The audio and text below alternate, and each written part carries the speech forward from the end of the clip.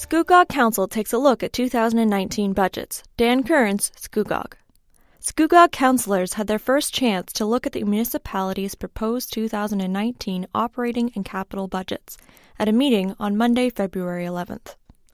The proposed budget follows the township's tax increase guideline of 3.9%, which includes a 2.4% regular increase, plus a 1% special levy for roads and infrastructure, and a 0.5% special levy dedicated for vehicles and equipment.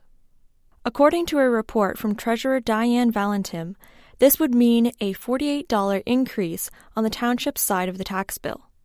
In the report, Ms. Valentim also estimates with the inclusion of the Region of Durham taxes and education tax, this would lead to a total increase on the tax bill of 2.33%, which would be a $104 increase.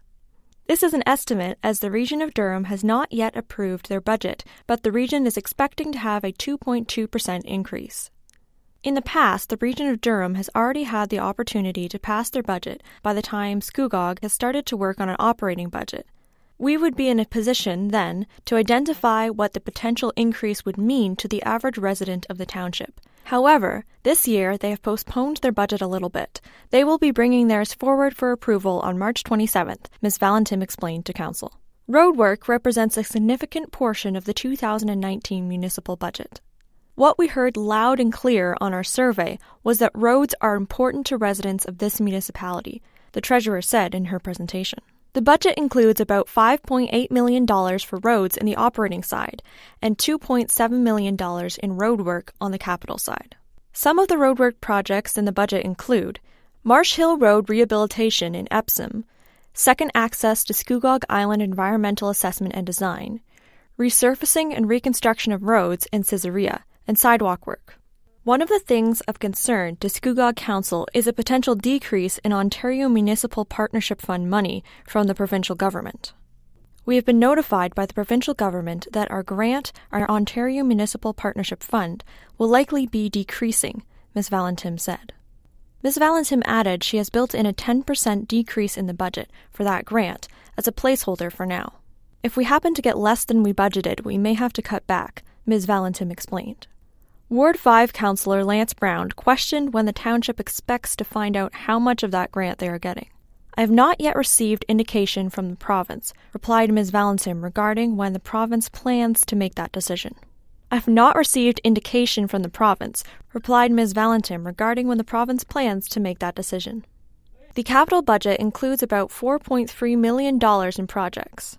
Some of the non-road related projects in the budget include a preliminary design for a new arena in Blackstock, upgrades to the audiovisual equipment in Scugog Council chambers, creating an off-leash dog park, and creating a comprehensive waterfront plan.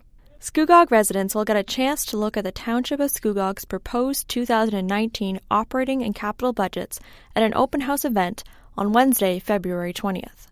The event will be held at the Scugog Memorial Public Library starting at 6:30 p.m. Residents are invited to ask questions of township staff, as well as provide input on the budget. Following the open house, the municipal budgets are expected to come back to council for approval on March 4th. Hike for Hospice. Evelyn Swan, Uxbridge. Dr. Steve Russell, chairman of the board for Oak Ridge's Hospice, appeared before Uxbridge Township Council on Monday, February 11th to request support for the May 5th Hike for Hospice. Regional Councillor Gord Hyatt received unanimous support for his motion to allow free use of Elgin Park for Oak Ridge's Hospice of Durham's second annual fundraising walk. The walk is part of a national event to raise awareness and promote the services provided by hospice and palliative care facilities and caregivers. Participants, aiming to complete a 5-kilometer hike, will begin and end at Elgin Park, while those aiming for a 1-kilometer distance will stay on the park's shaded walking paths. The event will begin at 9:30 a.m. and is expected to conclude by 2 p.m. With construction slated to begin on the 1722 Scugog Street Port Perry Residential Hospice in autumn of this year, the registered charity is in full fundraising mode. The first Hike for Hospice was held in 2018 in Port Perry and raised $40,000.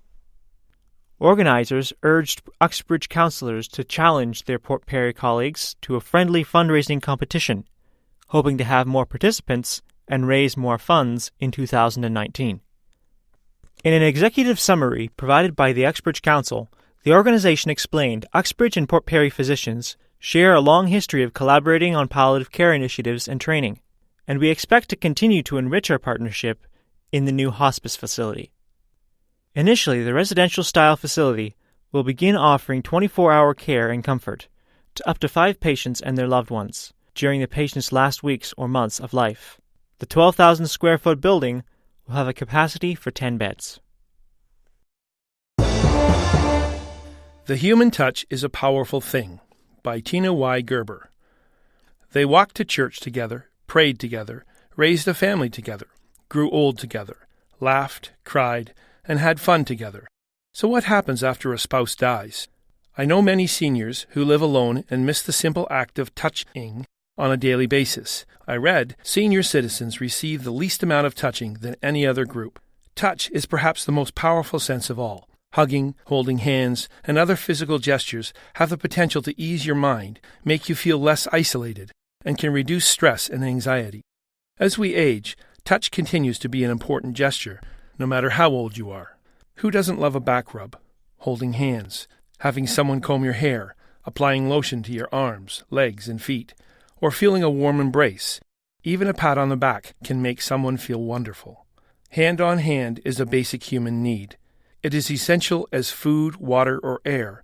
Feelings of affection can make a big difference, whether a wink, a handshake, or an encouraging smile. It tells a loved one they are valued. It can be calming, and experts suggest it can act as pain relief by meeting the needs of the heart. My mother wasn't a person who enjoyed giving or getting hugs, but from a young age I demanded these. She would tense up like I was exacting a punishment. Every now and then, my mother's home support person would lean over and give my mother a hug. The first time, I was blown away and waited for her reaction. Mother smiled and patted her hand. I was altogether delighted, mortified, and angry. The sense of emotional touch strengthens our bonds and also our relationships. It is said verbal bonds facilitate this. Physical communication confirms it, because touching someone often conveys a message in a way words cannot. Studies suggest that insignificant touches result in bigger tips for waitresses, and strangers are more likely to help if a touch accompanies the request, as long as it's proper, of course. A hug or appropriate touching can have a powerful impact on the human psyche. It makes us feel happiness, joy, and internally, it doesn't matter if you're the one being touched or the one relating in this manner. It triggers a release of neurohormones which can calm our mind and help ease sadness, tension, and anxieties when you connect with others. The benefits of hugging include measures of relaxing the body, increased bonding, relief of depression, elevation of mood, easing stress, improving heart rate, and boosting of your immune system. Mary B., a longtime friend and neighbor growing up, stopped me to say how much she and others enjoy reading my articles in the Standard. Then she leaned over and kissed my cheek. Unknown to her, my day had been a difficult one, and she absolutely made it so much better. Our words and actions can be a powerful tool to cheer and encourage someone when they are feeling down. Proverbs 25:11 tells us, like apples of gold in settings of silver is a word spoken in the right circumstances.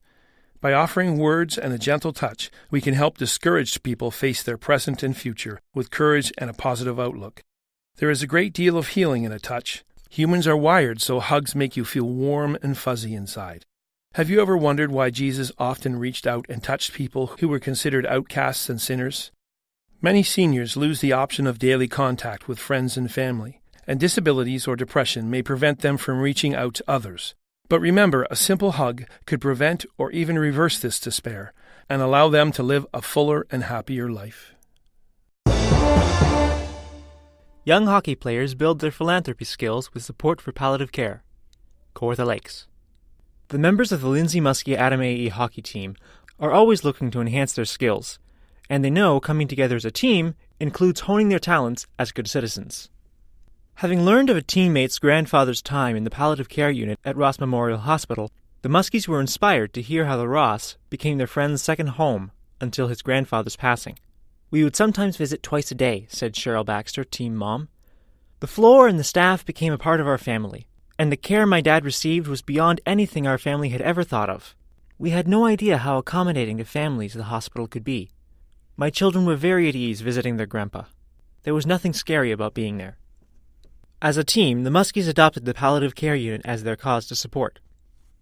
The team worked together, going door to door, collecting bottles and donations. They shoveled driveways, piled wood, and brought in garbage and recycling bins. A teammate's family set up a Facebook page to encourage donations from family and friends.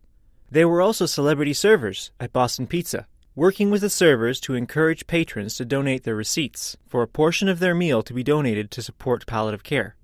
Their efforts during the month of January raised $1,355. The Muskies gathered at the Ross Memorial to present their donation to the RMH Foundation on February 14th. How appropriate that the Muskies are here with their hard-earned gift to the palliative care unit on Valentine's Day, said Aaron Coons, RMH Foundation Executive Director. They've shown real heart. The Lindsay Muskies Adam AE team is currently participating in the Ford Drills and Skills Contest to have an opportunity to practice with the Maple Leafs. The team is collecting votes of support online. If you would like to help support them with a vote, go to https://forddrills-skills.ca/view/9BB8DE60-C315-4B1F-A0A3-0ADA7B480D912 $1. The Standard Podcast was produced by Greenstream Studio for the Standard newspaper.